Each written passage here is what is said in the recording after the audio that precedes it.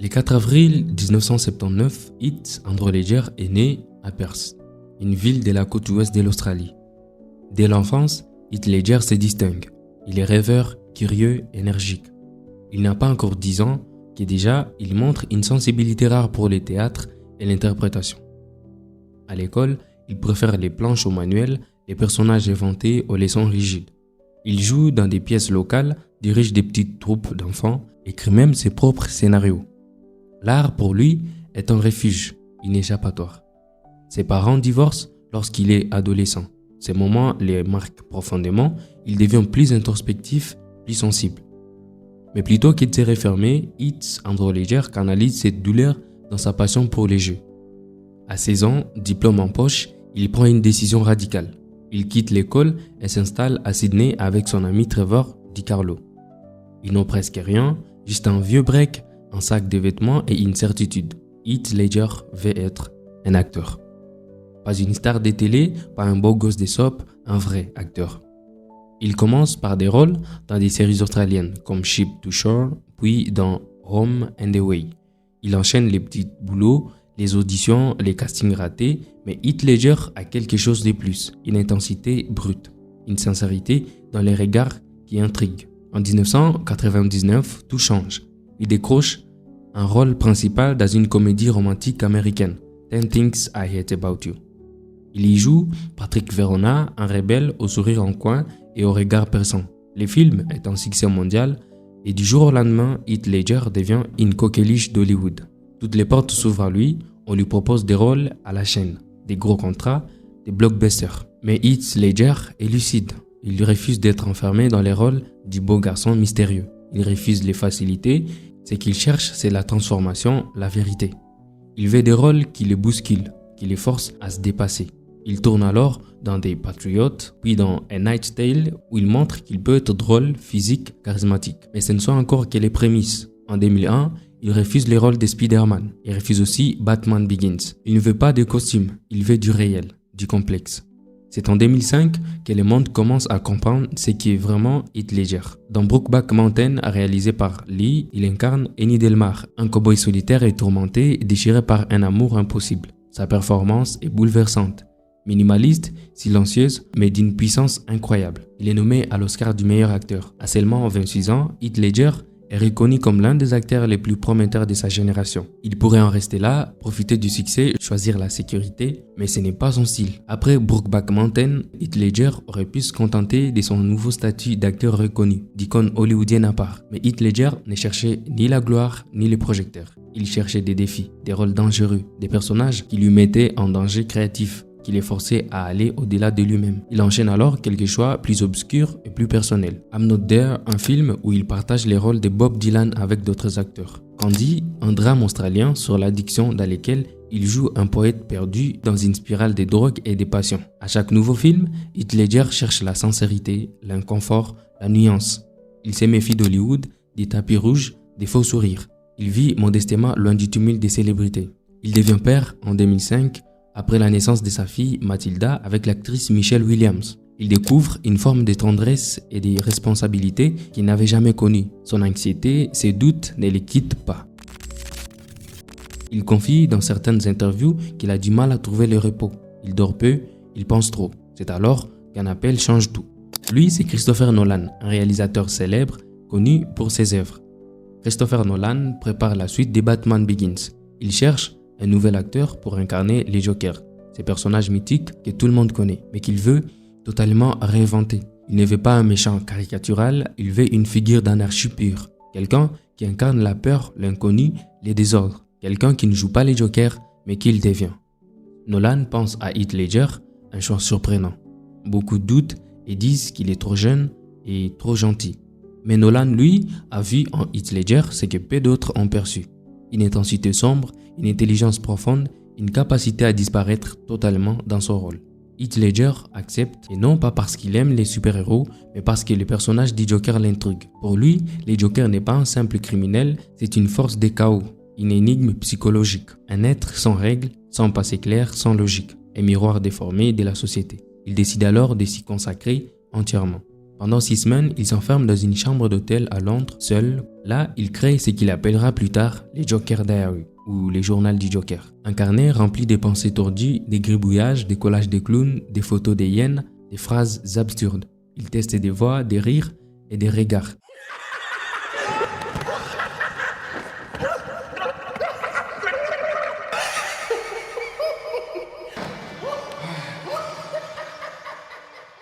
Il regarde Orange Mécanique, lit des comiques, écoute des témoignages de psychopathes. Il cherche l'essence de la folie. Et un jour, il la trouve.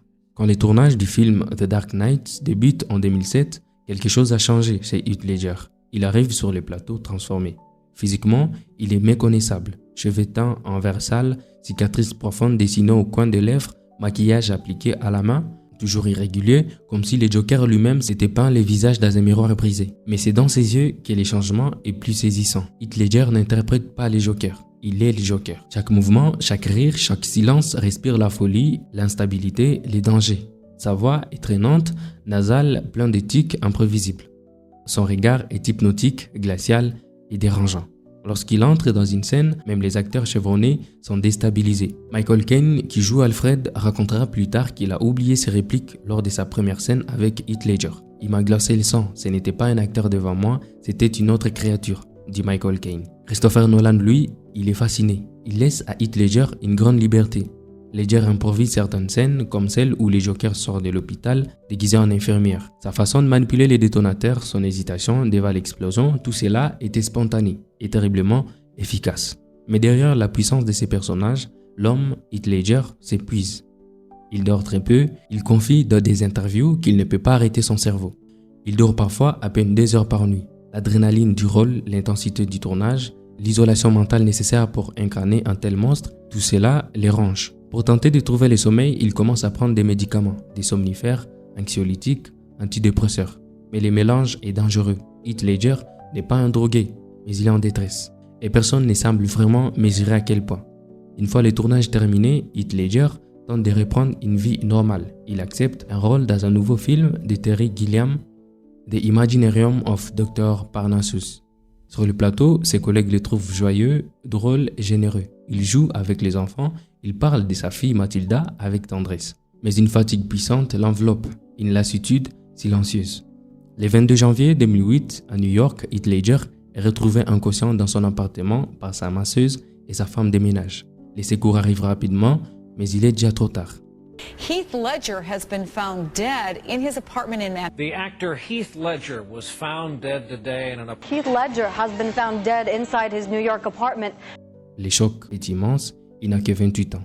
L'autopsie révèle un mélange accidentel des médicaments prescrits. Heath Ledger n'a pas voulu mourir, il cherchait simplement à dormir, à trouver un peu de paix. Le monde du cinéma est bouleversé, des hommages affluent du monde entier, tout le monde ressent qu'une étoile vient de s'éteindre bien trop tôt. Quelques mois plus tard, The Dark Knight sort au cinéma. Et là, le public découvre l'héritage que Heath Ledger a laissé. Son Joker est bien plus qu'un simple méchant, il est devenu un mythe. Le 16 juillet 2008, The Dark Knight sort dans les salles du monde entier, l'attente est immense. La bande-annonce a déjà fait trembler les spectateurs. Une voix rauque, un rire nerveux, une silhouette imprévisible. Dès les premières minutes du film, le public est happé. Le Joker surgit à l'écran comme une force chaotique. Il ne suit aucune logique, il n'a pas de plan, il est les plans. Il est la peur pure incarnée dans un homme maquillé à la hâte. Ce Joker n'est pas là pour faire rire, il est là pour déranger, pour nous confronter à nos propres fragilités. Heath Ledger, dans ses rôles, est d'une précision redoutable. Il parle comme un serpent, bouge comme un prédateur blessé et joue avec les silences autant qu'avec les explosions. Chaque geste, chaque inflexion des voix est calculée mais paraît improvisée. C'est là son génie. La critique est unanime, les journaux, les sites spécialisés, les spectateurs, tous saluent la performance de Heath Ledger comme l'une des plus grandes de l'histoire du cinéma. Les comparaisons sont faites avec des monstres sacrés comme Marlon Brando, Daniel Day-Lewis ou Robert De Niro. Mais ici, il y a autre chose. Il y a la tragédie, la conscience que ce que nous voyons, c'est la dernière grande œuvre d'un artiste qui s'est brûlé les ailes. The Dark Knight devient un phénomène mondial, plus d'1 milliard de dollars de recettes, des millions de spectateurs bouleversés. Le film est acclamé non seulement comme un chef-d'œuvre du genre super-héros, mais aussi comme un drame psychologique et politique profond. Et au centre de tout cela, les Jokers de Heath Ledger. En janvier 2009, presque un an, jour pour jour après sa mort, l'Académie lui décerne un Oscar de meilleur acteur dans un second rôle à titre posthume. Sur scène, sa famille monte pour recevoir la statuette. Ses parents et la sœur de Heath Ledger y sont émus et dignes. Mais plus encore que les prix, c'est l'impact que Heath Ledger a eu sur le cinéma qui perdure. Son Joker a redéfini les personnages. Fini la caricature burlesque, fini le clown farceur. Désormais, le Joker est une figure tragique et dangereuse, un miroir de notre propre chaos intérieur. Chaque interprétation suivante, y compris celle de Joaquin Phoenix en 2019, devra composer avec l'ombre immense de Heath Ledger. Son influence se ressent aussi dans la manière dont les acteurs approchent les rôles extrêmes. La notion d'immersion totale, de préparation psychologique intense devient une nouvelle norme. Mais en même temps, la mort de Heath Ledger sert de rappel tragique. Il faut aussi savoir se préserver. La frontière entre l'art et la vie est mince. Et parfois, il se brouille dangereusement. Aujourd'hui encore, Heath Ledger reste une légende, pas seulement pour son Joker, mais pour son engagement, sa sincérité, sa capacité à disparaître dans ses personnages. Il n'a pas simplement joué, il a vécu ce rôle, il a tout donné jusqu'au bout. Et même si son passage sur Terre fut court, il a laissé une empreinte indélébile dans les films, dans les cœurs, dans la mémoire collective. Heath Ledger était un acteur, mais il était aussi un poète, un explorateur, un artiste habité. Et derrière le masque du Joker, il y avait un homme lumineux, tourmenté, passionné, qui voulait simplement raconter des histoires et toucher les âmes. Heath Andrew Ledger.